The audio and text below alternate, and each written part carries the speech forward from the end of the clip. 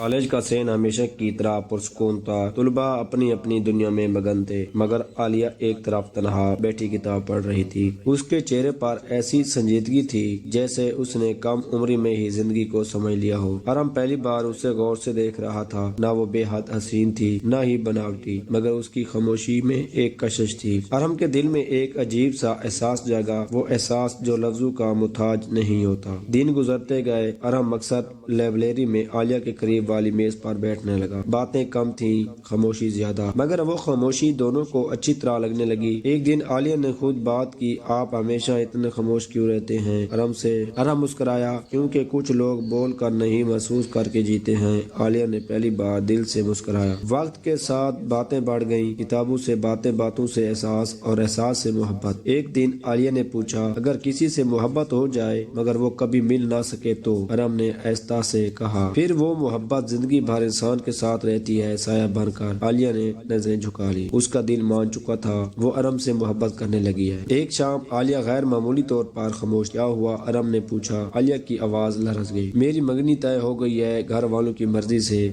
ارم کے اندر کچھ ٹوٹ گیا، وہ مسکرایا مگر آنکھیں ساتھ نہ دے سکی۔ خوش رہنا، یہ لفظ کہنا سب سے مشکل تھا۔ وہ دونوں آخری بار ملے، نہ شکوہ نہ شکایت۔ میں تمہیں کبھی بھلا نہیں سکوں گی، عالیہ نے کہا۔ ارم نے جواب دیا، کچھ لوگ دل سے جدا نہیں ہوتے، چاہے زندگی الگ کیوں نہ ہو جائے۔ عالیہ چلی گئی اور ارم نے پہلی بار جانا کہ محبت ہمیشہ ملنے کا نام نہیں۔ سالوں بعد ارم ایک کتابوں کی دکان میں کھڑا تھا، سامنے عالیہ تھی، چہرے پر وہی سنجیدگی، آنکھوں میں وہی خاموش درد۔ نظریں ملی، مسکراہٹ آئی، مگر بات نہ ہو سکی، کیونکہ کچھ کہانیاں لفظوں کی محتاج نہیں ہوتی۔ عالیہ کے جانے کے بعد ارم کی زندگی جیسے رک سی گئی، وہی راستے، وہی جگہ، مگر اب سب خالی خالی۔ وہ اکثر خود سے سوال کرتا، کیا محبت کا مطلب صرف پا لینا ہوتا ہے؟ اور پھر خود ہی جواب دیتا، نہیں، کبھی کبھی محبت چھوڑ دینے کا نام بھی ہوتی ہے۔ عالیہ کہیں دور کسی اور دنیا میں تھی، مگر اس کی خاموش موجودگی ارم کے دل سے کبھی نہ گئی۔ عالیہ کی شادی ہو چکی تھی، ایک باوقار گھر، ذمہ دار شوہر اور ایک منظم زندگی، مگر دل اکثر ماضی کی طرف لوٹ جاتا۔ رات کے سناٹے میں وہ اپنی آنکھیں بند کرتی تو ارم کی آواز سنائی دیتی، کچھ لوگ دل سے جدا نہیں ہوتے، وہ مسکرا دیتی اور آنسو خاموشی سے تکیے میں جذب ہو جاتے۔ ایک دن عالیہ نے ارم کے نام خط لکھا، لفظ بہت تھے مگر بھیج نہ سکی۔ میں خوش ہوں، یا شاید خوش ہونے کی کوشش کر رہی ہوں۔ تم میری زندگی کا وہ حصہ ہو جس سے میں کسی کو دکھا نہیں سکتی، مگر مٹا بھی نہیں سکتی۔ خط الماری میں بند ہو گیا اور دل میں ایک اور درد شامل ہو گیا۔ ارم نے خود کو کام میں جھونک دیا، کامیابی ملی، نام بنا، مگر دل خالی رہا۔ لوگ کہتے، اب تو تم سب کچھ پا چکے ہو، وہ مسکرا کر کہتا، ہاں سب کچھ سوائے اس کے جو واقعی چاہیے تھا۔ وہ شادی کے خیال سے دور بھاگتا رہا، کیونکہ اس کے دل میں جگہ پہلے ہی بھر چکی تھی۔ کئی برسوں بعد ایک ادبی تقریب میں ارم اور عالیہ آمنے سامنے آ گئے۔ وہ لمحہ وقت جیسے تھم گیا۔ کیسی ہو؟ ارم نے پوچھا۔ ٹھیک ہوں، عالیہ نے جواب دیا۔ دو لفظ، مگر ان میں چھپی کہانیوں کا وزن بہت بھاری تھا۔ کوئی شکوہ نہیں، کوئی گلہ نہیں، بس آنکھوں میں وہی پرانا درد۔ تقریب کے بعد عالیہ نے ہمت کر کے کہا، میں آج بھی تمہیں بھول نہیں سکی۔ ارم نے گہری سانس لی، اور میں نے کبھی تمہیں چھوڑا ہی نہیں تھا، بس خاموشی سے چاہتا رہا۔ وہ دونوں جانتے تھے اب راستے بدل چکے ہیں، محبت زندہ تھی مگر ملنا ممکن نہیں تھا۔ جانے سے پہلے عالیہ نے کہا، اگر وقت پیچھے جا سکتا تو؟ ارم نے مسکرا کر جواب دیا، تو شاید ہم پھر بھی یہی کرتے، کیونکہ ہماری محبت سچی تھی، اور سچی محبت ہر حال میں پاک رہتی ہے۔ وہ الگ ہو گئے ہمیشہ کے لیے۔ ارم نے آخری بار اپنی ڈائری میں لکھا، کچھ محبتیں نہ ساتھ مانگتی ہیں نہ وعدے، وہ بس دل میں رہتی ہیں، خاموش اور عمر بھر کے۔